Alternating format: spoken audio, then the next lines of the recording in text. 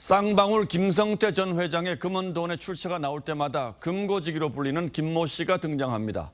김 전 회장도 세세한 건 금고지기가 다 알고 있다고 할 정도로 쌍방울 관련 의혹을 풀려면 김 씨의 진술이 꼭 필요하다는 얘기가 그동안 많았습니다. 김 씨는 어떤 인물인지 그리고 쌍방울 수사가 앞으로 어떻게 흘러갈지 따져보겠습니다. 자, 홍 기자, 금고지기 하긴 합니다만 구체적으로 어떤 역할을 해온 인물이었습니까?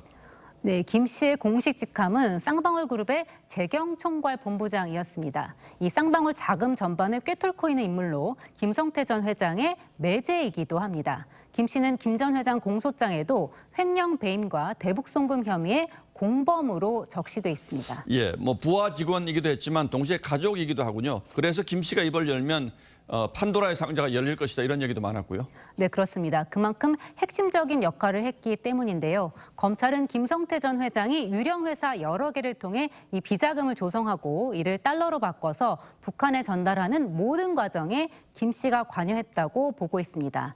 또 쌍방울이 이재명 대표의 변호사 비용을 대신 냈다는 의혹과 관련해서도 김 씨가 주도적인 역할을 한 걸로 보고 있습니다. 이 자금의 용도나 전달 방법 등이 김 씨의 입을 통해서 나올 수도 있고요. 예. 또 위험이 큰 일을 맡아온 김 씨가 이런 것들을 적어둔 기록물을 남겼을 가능성도 있습니다.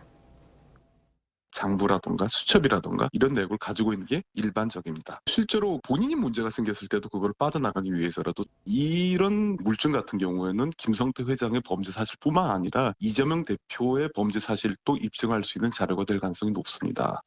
예, 그동안 현지에서 소송까지 준비하면서 들어오지 않겠다 이렇게 버틴 걸로 알려졌는데 왜 갑자기 마음을 바꿨을까요? 네, 사실 김성태 전 회장과는 2021년에 이미 사이가 틀어진 것으로 알려져 있습니다. 이 김 전 회장 입장에서는 모든 자금 흐름을 설계했던 김 씨가 입을 여는 게 달가올 리 없습니다. 예. 이 김 씨는 앞서서 김성태 전 회장의 체포 소식을 접한 뒤에 귀국을 결심했다가 번복하기도 했는데요. 이때에도 본인 뜻이라기보다는 외부의 압력이 있었던 게 아니냐는 말이 나왔습니다. 이 김 씨는 이번 송환 과정에서도 김 전 회장 측과는 무관한 변호인을 선임하겠다는 의사를 밝힌 것으로 전해집니다.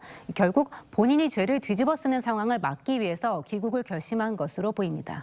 예, 다들 생각은 좀 다르겠지만 어쨌든 쌍방울 관련 핵심 피의자들의 신병은 다 확보가 된 셈이군요. 네, 그렇습니다. 이 해외로 도피했던 핵심 인사 4명 가운데 이 수행비서 박모 씨는 지난주에 이 김 씨보다 앞서서 캄보디아에서 송환됐는데요. 검찰은 디지털 포렌식을 통해서 이 박 씨가 갖고 있던 휴대전화 6대 가운데 2대가 김성태 전 회장의 소유라는 사실을 파악했습니다. 예. 이 대북 송금이 이루어진 2019년의 사용 기록이 남아있는지부터 집중적으로 살펴볼 것으로 보입니다. 예, 이재명 대표는 소설이라고 지금 아직도 주장하고 있는데 정말로 소설인지 아니면 다큐멘터리인지 곧 판가름이 나겠군요.